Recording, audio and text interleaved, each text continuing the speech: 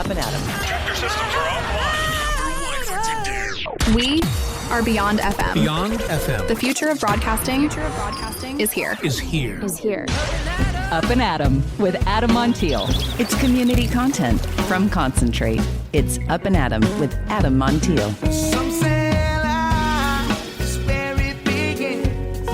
Straight to the stars is where it ends. Yes, some say life is just where it begins. Straight to the stars is where it ends. Only to start again. Here we are back at it. Thanks again for being Up and Adam. My name is Adam Montiel. Coming up, what does it actually take to become the person who can lead a business, a team, and a family without burning out or bulldozing everyone in their path in the process, right? It's part 2 of my conversation with local serial entrepreneur Stephen Herring. We move from the systems that run the companies to the discipline, the communication, the self-awareness that run Stephen, right? That includes 4 a.m. wake-ups, 39-degree cold plunges, daily training, and his belief that choosing discomfort early can make the rest of your day, even your life, feel a little more manageable. But this conversation isn't just one for entrepreneurs or for people who think a cold plunge sounds like a good time. It's about learning how other people need to be heard. Even we talk about AI on the show here and there, using AI to communicate with more care, building something with your spouse after years of saying you never would, and knowing when the life someone is living no longer fills their cup. Plus, we get into Gain Station Gym, marriage, family, why leadership may have less to do with having all the answers and more to do with how you show up when things get uncomfortable. Part 2 with Stephen Herring. Got a lot of great feedback on part 1. Can't wait to share it with you. It's coming up in just a bit. Before that, I want to talk about my friends at the Mountain Air. Love these guys. They're local. They're right here. They've been doing this over 50 years. Come on now, helping all generations of locals get outside, all skill levels, hiking, camping, climbing. You know the deal. Started by a guy named Wayne Patterson. Now it's owned by Josh and Lindsay Herring, who were part of it long before they took it over, raising their family right here, living it, not managing it from somewhere else. And you feel that when you walk in. It's not overwhelming. It's not transactional. It's just dialed. They are great people. Also, a couple doors down, the Switchback, their sister shop where you can buy and sell used gear. Check them out, theswitchback.com. Also, themountainair.com. The Mountain Air, San Luis Obispo. Make sure you thank them for being Up and Adam. It's Up and Adam with Adam Montiel. All right, in part 1, I call him a local serial entrepreneur. Stephen Herring took us from selling pogs and mistletoe as a kid to building all about events. I mean, dude started with like a couple hundred plastic chairs and maybe a few tables in a little trailer in the Atascadero Vaughn's parking lot. Surviving the shutdown of 2020 with an event business and learning that a business can't truly scale until the owner stops being the answer to every freaking question. Now in part 2, we're going to move from the systems behind the companies to the discipline behind the leader. We're talking 4 a.m. wake-ups. I remember those. 39-degree cold plunges. The creation of Gain Station Gym. Learning to communicate with people the way they need to be heard. And what it takes to build businesses, build a marriage, build a family without losing yourself inside any one of those things. That's the thing. Like we talked about, discipline, consistency, accountability. That sucks. It's not easy. It sucks. It's the last thing I want to do. I wake up at 4:05 every single morning. Yeah. Go straight into my garage and get in 39-degree water. Oh, do you do the cold plunge? Yeah. What is the cold plunge do? Is this hype? I mean, obviously you're doing it, so it's not hype to you. But you read different things about it. Yeah. I mean, there's like everything. Everybody's a cold plunge expert. Everybody's a sauna expert.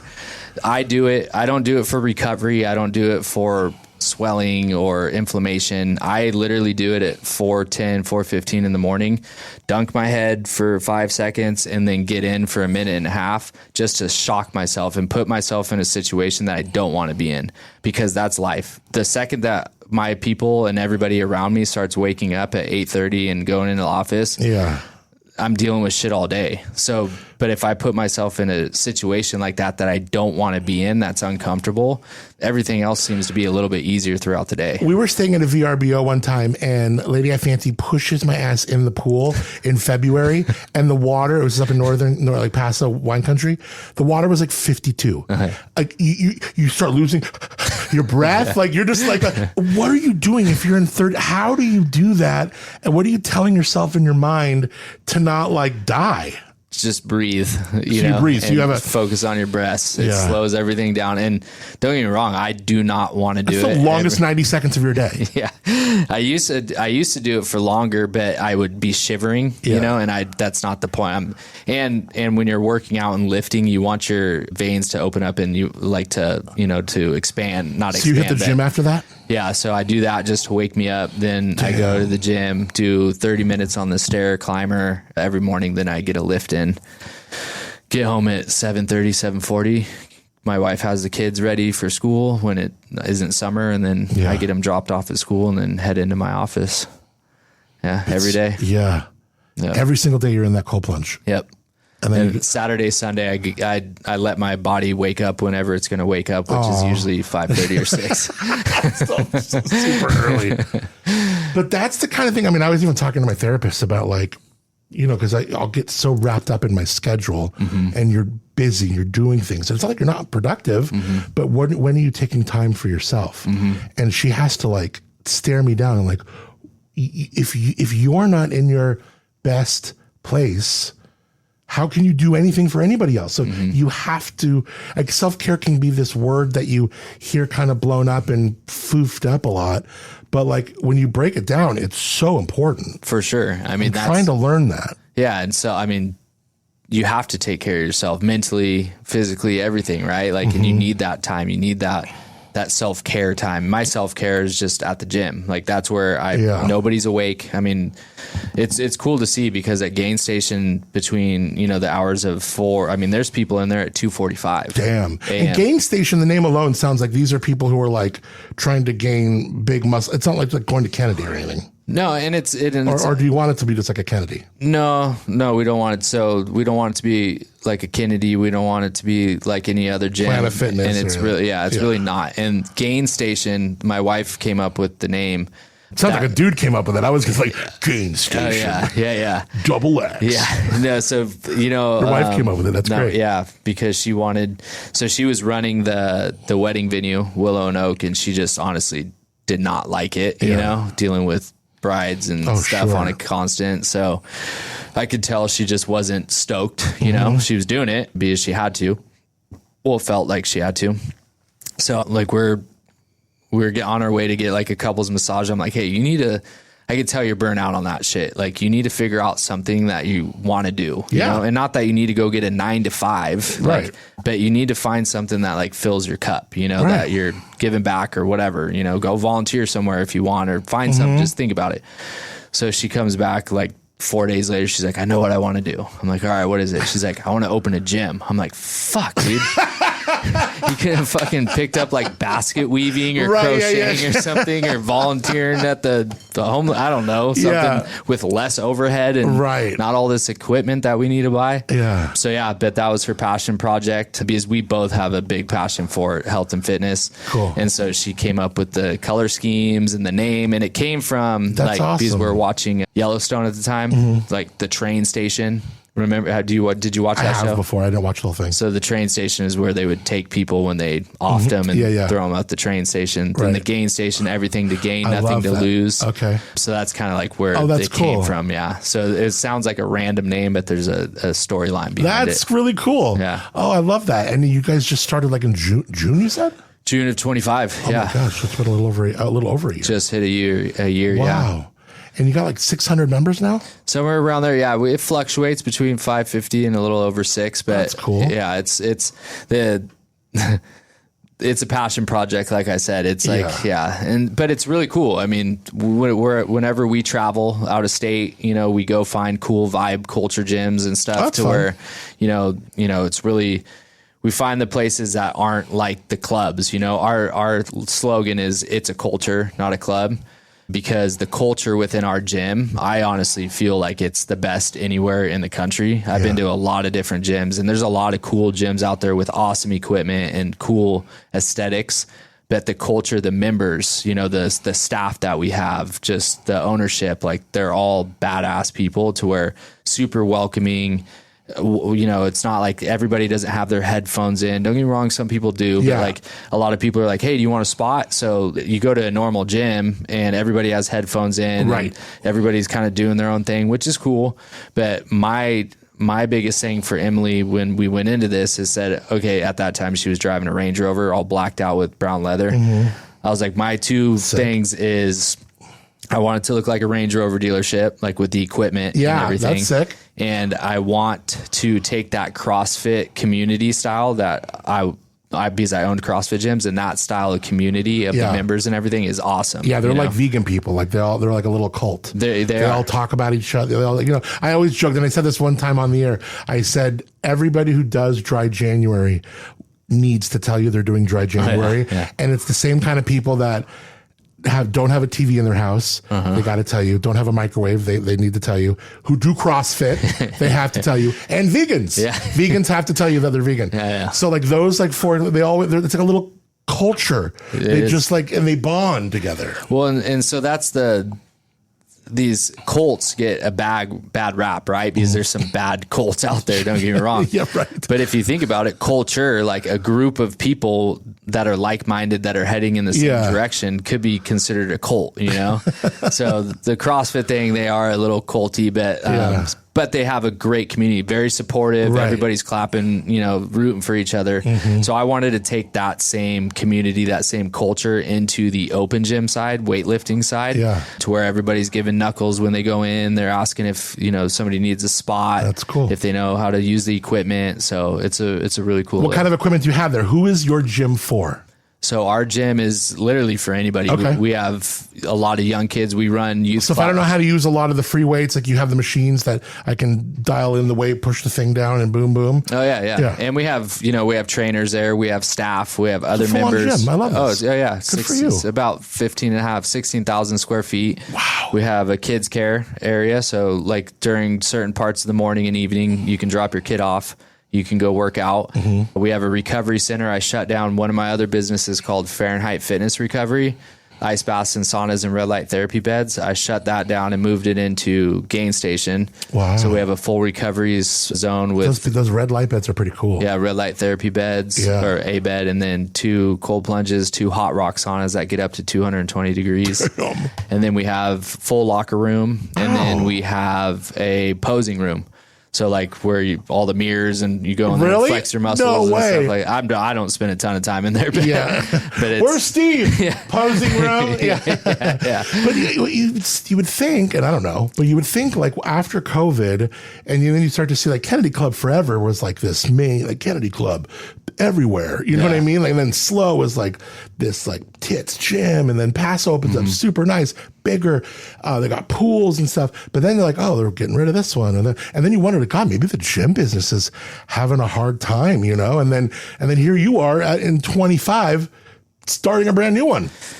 Yeah, I mean, COVID did a big damage on a lot of the health. I mean, on my CrossFit gyms, yoga studios, all the gyms around here for sure. I mean, unfortunately, Give Fitness was a really cool gym in Atascadero. They couldn't survive after because their business model and stuff like that, giving back to the community. Unfortunately, they just couldn't weather the storm. Yeah, but yeah, it's honestly it's not a big money maker, and that was never the intention of starting Gain Station.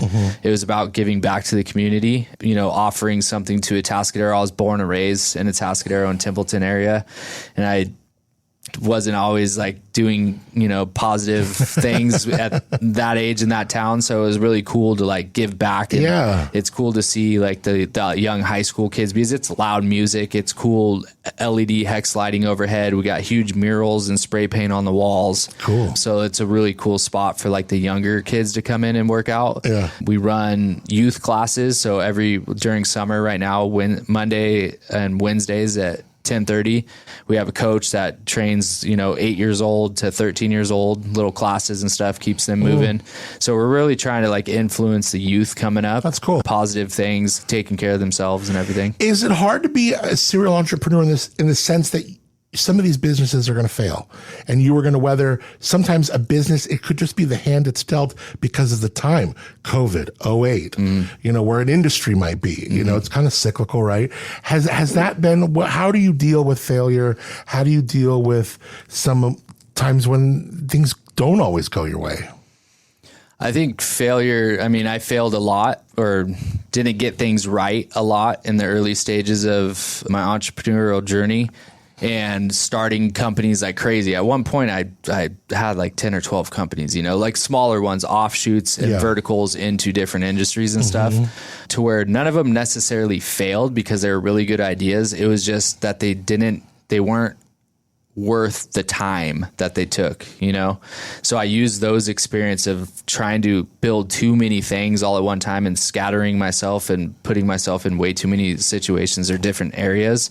I learned that to really narrow my focus. 6 businesses sounds like a lot, which it is if I was doing it all on my own. Right. But I've felt that, and I've learned that building leaders around me has been my number one focus since 2015, 2016. And once I had that kind of recipe down on how to do that and what to look for and the communication styles that I'm looking for, the leadership styles, then I just build up leaders with it in each one of these companies. And then I just communicate with those leaders, What's the events business like these days? Like, when you go to the trade shows, is there some cool shit going on, events and tents and things like that? I feel because maybe it doesn't sound like the sexiest thing, but I'm at events all the time. You're in the business. Like, I don't know. I'm kind of interested in like where events are going. Yeah, there's some cool stuff. I actually just randomly got a text message from my old tent rep. It's so funny you say that because I'm like, they don't really come up with new shit that often. But he literally just sent me a text last week, and I haven't even really looked into it. Some new tent style, cool. So I'm gonna check it out now that you said that. But it's just really, it's always different styles of plates, different styles of chairs are coming out. Just because the brides and grooms, they always want something different. The planners want something new, and that's why I go to these trade shows, because I don't know who listens to this, so I can't give away all my secrets. Yeah, but right. I try to stay ahead of the curve on new stuff, and then we might be early to the game on some of this new inventory that's coming out. Yeah. But by the time it gets popular, then all these other people are scrambling to get that, and I'm already 2 new inventory lines ahead. Yeah. And then bring that in, and then so it's kind of they're constantly chasing. Yeah. Yeah. Are those shows fun? When you go to those shows like in Vegas or wherever they are? Yeah, they used to be really fun, but I don't drink that much anymore. Yeah. All trade shows are the same. Yeah. It does not matter the industry. Isn't that funny? I know. But they're still fun. I see some of my buddies from all across the U.S. and stuff like that. And, I've helped quite a few different businesses within the industry all across the U.S. just because, I've taken my business, Party Partners Rental, from 20 round wood folding chairs, 200 plastic chairs and a trailer to 9 24-foot trucks, 50,000 square feet of warehouse space, and over 50 employees during peak season. Wow. With a profit margin and labor percentage to sales that our industry hardly ever sees. Really? Yeah. And I shouldn't say me, but your team. My team, the processes, procedures that we built, the standards that we set, and what my management has been able to carry over for me. I literally just went in this morning to stop by All About Events to talk to Brittany. I'm never there. I'll go there maybe once, 2 times, 3 times a month just to stop in and say hi to everybody. They literally had on our conference tables, they just got out of a meeting and they had our standards all printed out on a sheet of paper, because they go over every single day. They meet for at least 10 to maybe half an hour, however long they need to meet. And once a week they pick a value of our company, and then they talk about that value, and they talk about how they're going to fulfill that value and use that value out throughout the week. That's cool. To align with our mission of the company. And so everything. Important when everyone is on brand, on mission, and they all care. Yeah, that's really huge. I mean, that's what took me a while to understand how important that was. And it wasn't me just learning that. I got to give a shout out to Collaboration Business Consulting just right down the road. I mean, here in San Louis, they were my first business consultants that I hired in 2015. And they're the ones that really exposed me to what a mission, vision, value was. I'm like, I don't know. I'm just renting out tables. I thought I was going to be putting out fires. I don't know. But once I was able to narrow that down and really understand what the mission and values and vision of my company was, and being able to articulate that to my team and get them to really buy in, that's how we hire. That's how we fire. That's what we live by. That's what we die by, you know? And if you don't agree with them, like when we're doing our hiring process and onboarding process, like if you don't agree with these values of the company, like you're not going to be a good fit. You're not going to, no hard feelings. You're just not going to work out, you know? And so, and that's, you know, unfortunately sometimes, you know, disciplinary actions, like, but we base it off of the values. Hey, accountability is one of our number one values. Like you being late 2 days in a row, like, is that being accountable? You're a leader on this team. You're a truck driver and you have 3 workers or helpers underneath you. You showing up late 2 days in a row, what is that going to tell them if I don't do anything about it? Right. And you sign this paper saying you agree with all this. You know what I mean? And so it takes that awkward conversation and hard conversation out of it. And it's not personal. It's these are the values we live by. Yeah. And you agreed to it. Yeah. You know? What kind of person, what kind of business should look to you right now? Are you trying to reach businesses at a certain size, in a certain geographical location? Who's best to go, God, I like what he's saying here. I want to learn more about him. Would my business fit with what he's doing? Business is business. It doesn't matter what industry you're in, you know? I mean, there's a bunch of different nuances and a lot of things are different, but like the meat and potatoes of every business is the same, right? But realistically, if you're doing over $500,000 to 10, I mean, I've consulted with companies doing $20 million a year, you know, it doesn't really matter that. But I think once you hit that $500,000 threshold of gross sales, I think, and you're getting ready to scale and you're still working in the business every single day, I think that's when you need to reach out to a consultant, you know, or a mentor at least, you know, and that was one thing I never had in business. I didn't have a mentor. You know, my dad would help me out a lot, you know, with the financial pieces and stuff like that. So he mentored me on the financial side, but somebody that had been in business for a long period of time and lived and breathed business. So anybody that's wanting to scale, that's wanting to get out of the day-to-day operations, that, you know, if you've been in your business for more than 4 years and you're still working in your business, like you need to fine tune your processes and procedures and SOPs to where you can start moving yourself out of that day-to-day grind. Wow. How do they do that? Where do they go? Instagram. I mean, Stephen Herring Official at Instagram, or Legacy HQ. I'll put links. Yeah, put links on there. LegacyHQ.io is my website. It's literally just an application. It's not even a website. So because I do a lot of referral based stuff, but realistically, like we said from the beginning too, it's I'll work with anybody that has discipline, that they're consistent, and they have accountability, or they want somebody to hold them accountable. Yeah. Because like I said, I just want to see people win, you know? And if I'm spending my time, my energy, my effort towards one business owner that doesn't really want to move on to that next level, but they're still willing to pay, I just don't want to work with that person. No hard feelings. I'd rather work with this guy or gal that wants to grind, that wants to really grow and wants to become a leader. I'd way rather work with that person than make all this money for doing nothing. How much are you using AI in your day-to-day to help you produce, to help you be efficient? Every day. Yeah. Yeah. I'm using it a lot. Yeah. What are you using? Manus, Claude, Perplexity. It all depends on what I'm using it for. Yeah. What do you use Manus for? I know these are some kind of more agentic, styles of using AI rather than just like your straight LLM. What is Manus doing for you? So Manus does a lot more deep research. Like if I'm trying to research trends or trying to build graphic design stuff, like I really like using Manus for slideshows also. Oh, there you go. Yeah. Like Claude does a really good job too, but I feel Manus I have my clones built in all of them. I had been working with ChatGPT from the very beginning, and I pulled all that information out and built my clones within each one of these platforms. Yeah. So it knows my whole history, it knows my tonality. So I use it for a lot of the graphic design and stuff for legacy leadership, like PDFs on how to put all that stuff together, because I have a ton of information and PDFs, and it's on my School. It's called School, SKOOL. I'm familiar with that platform. Yeah. I've been a member on a couple different things in there. So it's a cool platform it's too. a cool platform, you know, so I have a ton of information. So that's where you do your instruction, your teaching, when people are like, do you do stuff on School, or are you a member on School? No, I have a School platform where I direct some of my clients to that to get all the PDFs. But I do. And so in 2020, that's when consulting blew up for everybody, right? Like everybody's an online coach now. And that you see it right now on Instagram and social media is everybody's an online coach. Right. No, they're not. Like a lot of them don't have the receipts. I mean, they're making a ton of money right now because they're selling courses and that type of thing. Right. So I wanted to take it back to old school consulting, to where I go out, like I will not consult with you, like just first meeting, like I start consulting with you on Zoom. If you're in Florida, I'm flying out to Florida. I'm spending at least 3 to 5 days at your facility, whatever it is.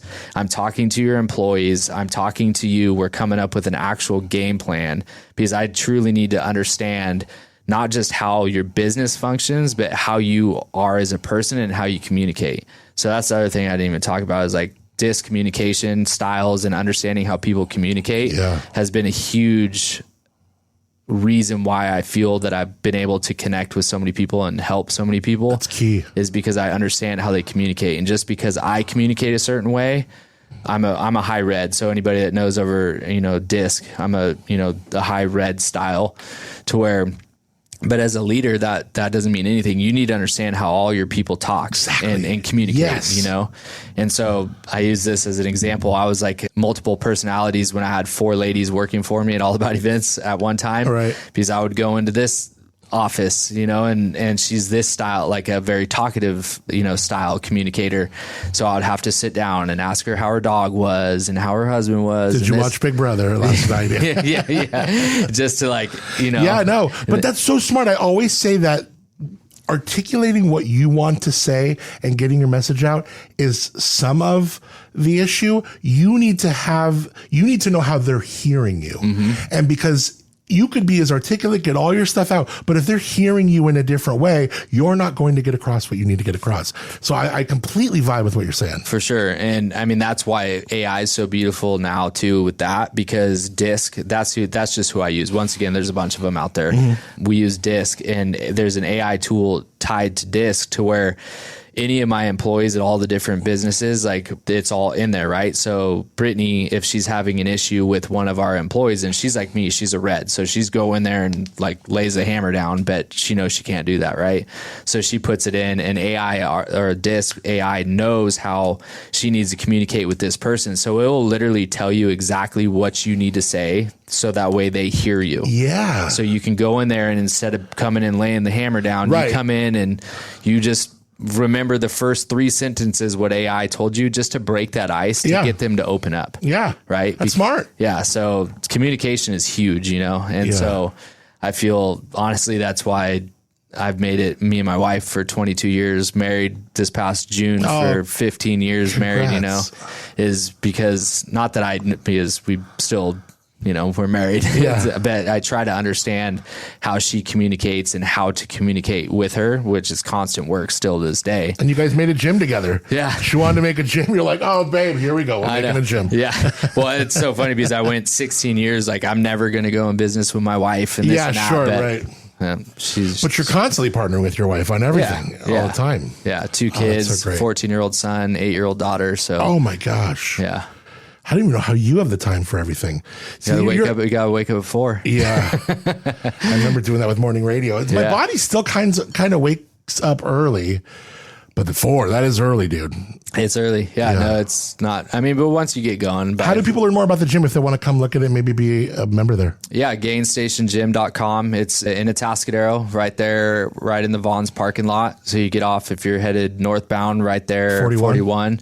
Same thing, southbound, jump off the freeway. We give out free day passes. We'll show you around, give you a tour, show you how all the equipment works, get you set up with a personal trainer if that's what you want. Wow. Cool. So yeah, it's a cool spot. Like it's you look on Instagram and it looks intimidating, which, every gym is intimidating no matter if but I guarantee you when you walk through those doors, like you're going to feel so welcome. You're going to feel wanted. You're going to feel at home because of the culture, If Slow Cal ever had a Shark Tank episode, you would have to be one of the 4 dudes on there with all your businesses and all this entrepreneurial spirit. Yeah, well, it's infectious, dude.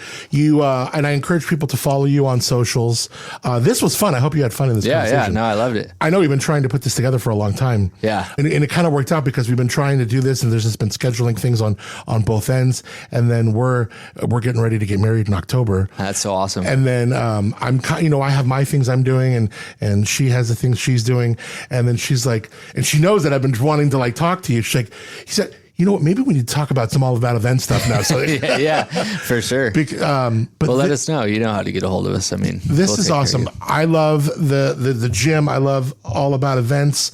I love you're sitting on boards. You're super community minded, but you're like results minded and driven. Mm-hmm. And like when people sometimes feel, Steve, like they get stuck, and like there'd be good, talented people, but when they're stuck, it sucks. And you're a good person to look at and go, fuck yes, yes, this we could do. You know what I mean? You're encouraging and that's cool. I think you're doing exactly what you need to be doing. You hustle.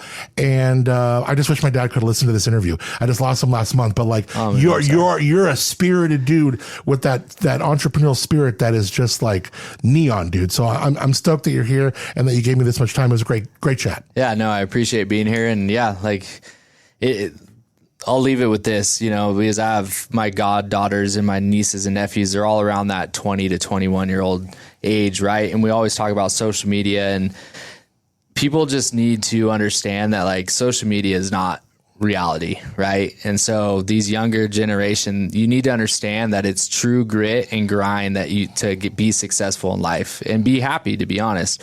You can't look at social media and just think that you're going to have a Lambo one day because you make a couple posts, right?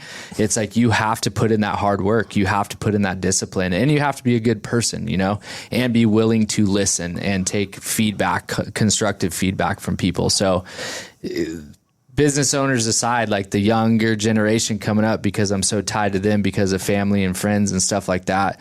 Anybody listening, like if they ever have questions, reach out to me. Like I love talking business. I love talking, jobs and work ethic and stuff like that. So anybody can reach out. It doesn't have to just be anybody interested in business consulting. Just mentoring is a huge part too that I love doing. So Slow Cal's Gary V right here. Love you, brother. Thank you so much, man. Appreciate it. Really enjoyed the chat. Thanks, Steve, for being up and Adam. For sure. Thank you. Some say life is where it begins.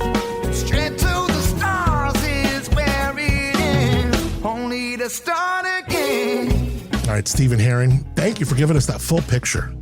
Not just of how you build the businesses, but how you build the discipline, the culture that kind of holds all of it. All the links for Stephen in the show notes too. Gain Station, all about events, of course, and just everything they're into. Check it out. We got all the links in the show notes. That Legacy HQ, if you are a business and you want to really level up, I encourage you to check it out. Definitely. All right, talk about checking it out. How about check out my boy Benny, Benny's Pizza.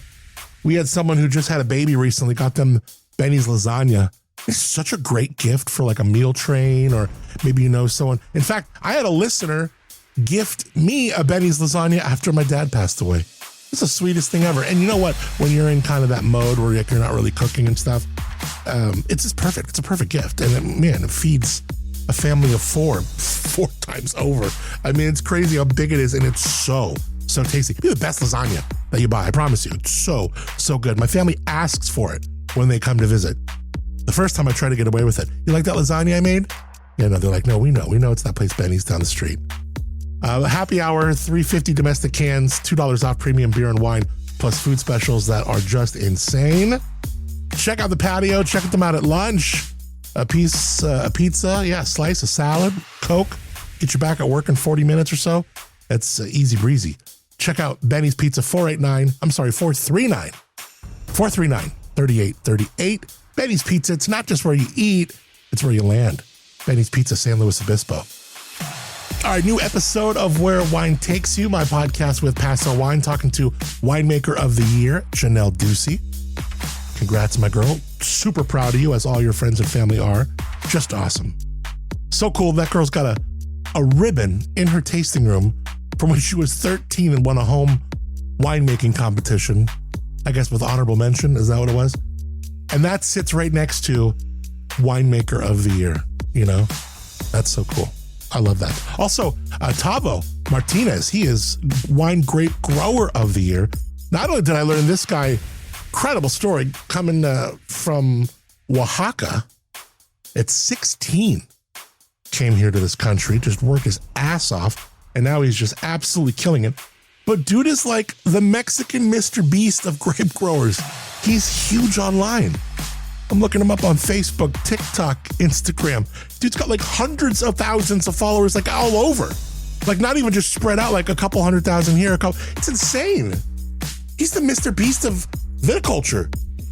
So cool. Love meeting both of them. So check out Tavo, also Janelle Ducey. Brand new episode of Where Wine Takes You, my podcast with Paso Wine. You can learn more, pasowine.com. Yeah. Did I already thank Moonshiner Collective? I think I did. Moonshiner Collective, thank you so much for the original music on the show called Start Again. MoonshinerCollective.com, August 14th. Of course, the Under the Moon concert series. Can't forget that. Get your tickets, MoonshinerCollective.com. You know this show. Recorded at my Slow Cow Studios. San Luis Obispo County, in the heart, baby. Here we are. Slow Cal is where wine is world class, where people are real, and where life is too beautiful to rush. Returns well taken. Visit slowcal.com. That's SLOCAL, slowcal.com. Thanks again. Have a great beginning to your week. Getting into things. Appreciate you more than you know. I'm Adam Montiel. Thanks for being up and Adam. Some say life is where it begins. Straight to the stars is where it ends. Only to start again. Let's start again. We'll start again. Let's start again.